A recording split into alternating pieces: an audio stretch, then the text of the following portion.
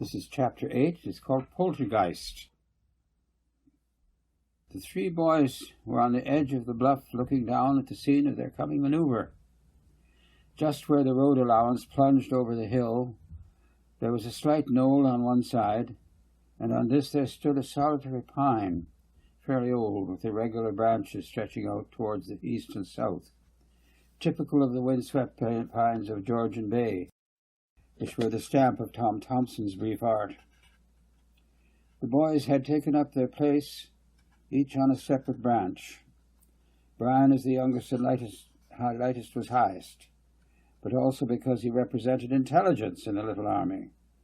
Once his thick glasses were firmly in place, and his attention removed from the small insects and plants that were his companions when solitary, his eye could range across the countryside and provide his companions with both information and wide suggestions for strategy.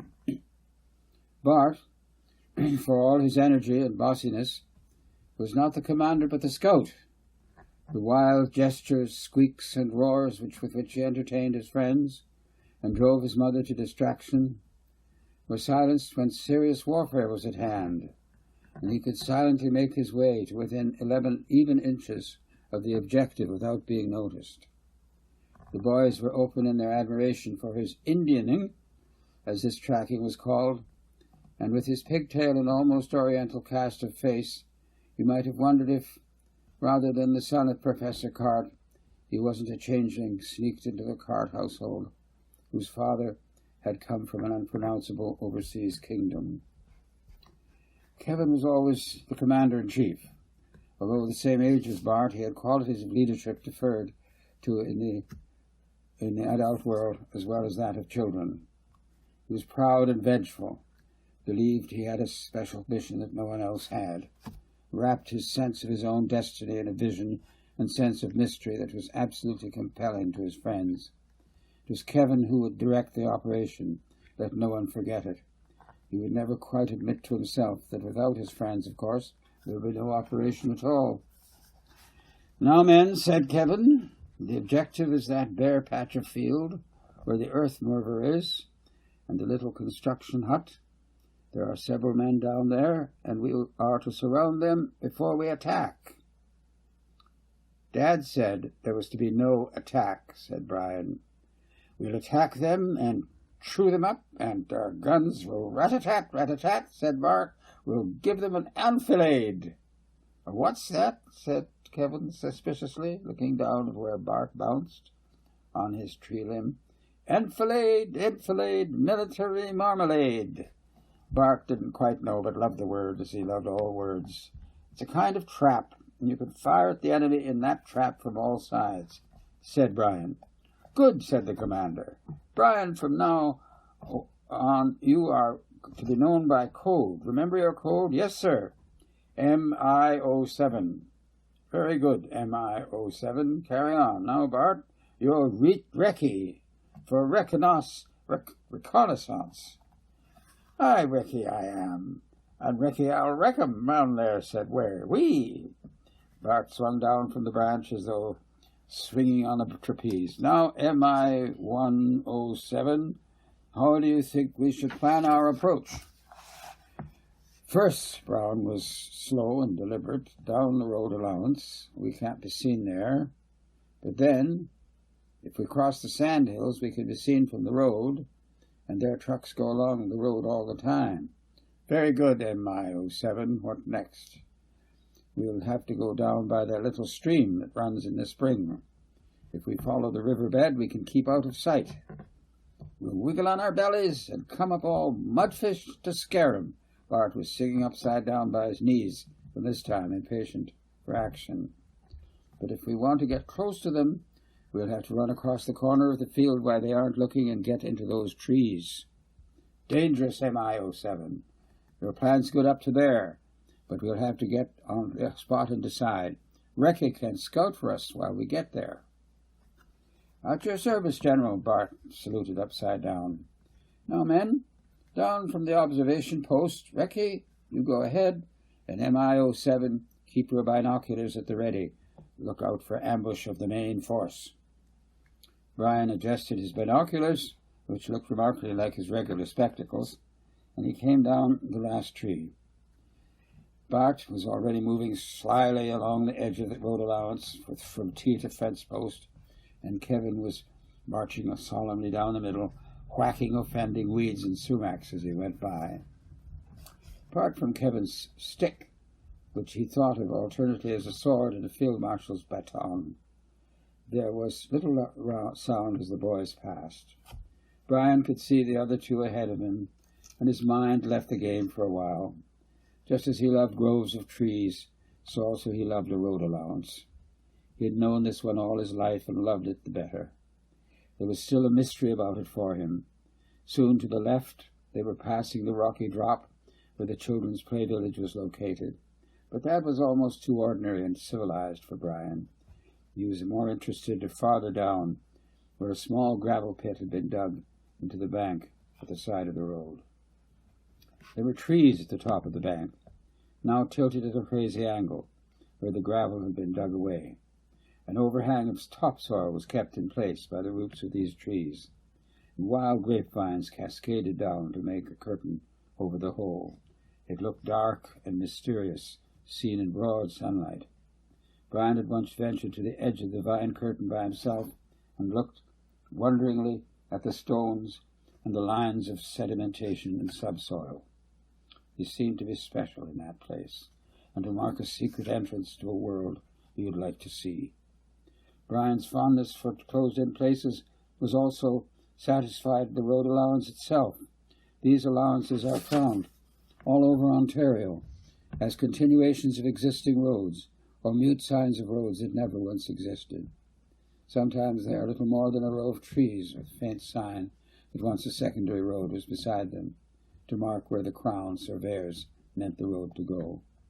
The Crown surveyors were obsessed with a grid of right angles and rectangles of land of various sizes, a mile one way, 3 miles the other way. They paid no attention to the hills and valleys, but laid their lines out to put the stamp of square reasoning on the round or jacket contours of the land. That history was unknown to Brian, for whom the undeveloped roads or remnants of disused roads were signs of a mysterious past in which the land had been alive with straight lines and armies of earnest farmers who never moved on the diagonal. Where men had once trespassed ineffectually, nature had, in Scace's road allowance and many like it, taken over again. So now, instead of a blue asphalt or chloride surface, or indeed a muddy tracks of the bumpy corduroy of the past, there was a carpet of wildflowers and weeds, grape, poison ivy, sumac, false Solomon's seal, yarrow, and the green shoots of what later in the season would be dazzling goldenrod. Overhead, the trees on each side of the way met, beech and poplar and birch, the occasional oak, and varieties of wild butternut. Like skeletal reminders of winter, dead elms were posted singly or in groups through all this greenery. And Brian could see a few younger elm, still alive but showing clear signs that they too would soon be stark and bare, dead from Dutch elm disease. Brian did not feel the anger his father did about the dead trees. Albert was angry because of the disease, and angry because no one from the government to local farmer would get rid of the ugly sites, although Queen's Park had a winter works program once to remove them from Highway 401 to get maximum public attention for minimum outlay of money. Brian liked the dead trees, just as he loved the bare, hibernating live trees in the winter. Live trees in winter never let you forget they were alive, with their special sheen of life, rosy or gray or yellow, depending on the species. Dead trees were hosts to all the little lives who were Brian's special care: woodpeckers, beetles, sawbugs, mosses, and glorious fungi.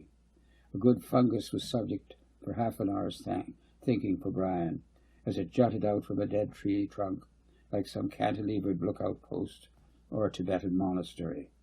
Brian was always angry when his brother broke off of the fungus and then just left it without a host and hearth to cling to. The rot inside a wooden log attracted Brian as he brought up the rear of the 3 boys. The log was a part of the tree that had fallen since he had last explored the roadway nearby. As it fell, it broke and spilled out a rich red and brown dust from its inside. He stopped and rummaged in the log and disturbed a colony of sawbugs and several beetles. That is how it happened that he lost track of his brother at this crucial stage. For Kevin, unlike Brian, was not daydreaming about bugs. He was getting angrier and angrier as he thought of his father's anger at the Ontario people, and swiped more viciously at the plants as he went on. Then he stopped, a low whistle, Bart's usual sign, that caught his attention. He whistled back and went forward quietly. Bart whistled twice more before Kevin found him. Bart was flattened against a tree and looked round with his finger to his lips. Kevin moved up beside him and looked along the line indicated by Bart's finger. The boys had not yet reached the culvert, where they would normally have left the roadway and taken to the stream bed. They were actually at the slight rise in the path, after its steep descent from Scace's hill, and to their left there was a rough, untended field, with scrubby thorns and cedars growing sporadically. Across this field from north to south there was a slight bank, marked at the top by a decaying fence. Near the middle, the bank was covered with a grove of evergreens. It was there Bart was pointing at a group of men in a jeep.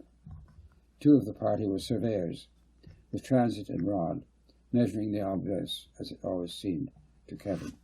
The others kept going in and out of the grove and consulting one another. The boys could not quite make out what they were about. "Shall we sneak up on them and scare them?" said Bart. "Don't worry about scaring them. Let's both go take a look." Kevin had forgotten that Bart was supposed to be the scout, and also his intelligence officer should be consulted first. "I didn't know they were walking this far over. It's not their land here. It still belongs to Letcherley." "No, Bart. Letcherley's land is on the other side of the roadway. I think Letcherley owns a couple of fields on this side, too. In that case, Letcherley never does nothing with his land. Probably sold it to Munworthy," said Kevin. "How will we get over without being seen?" "Grass is long enough, down like snakes." "Snake Brigade, report for duty." "Carry on, Snake Brigade." Sssss. Over the field, the foreman was scratching his head. He'd been sent out from main digging to look for likely sources of water in the nearby fields. The fields did not belong to Ontario. They belonged to Letcherley, who wouldn't even sell the Triple O options on the land.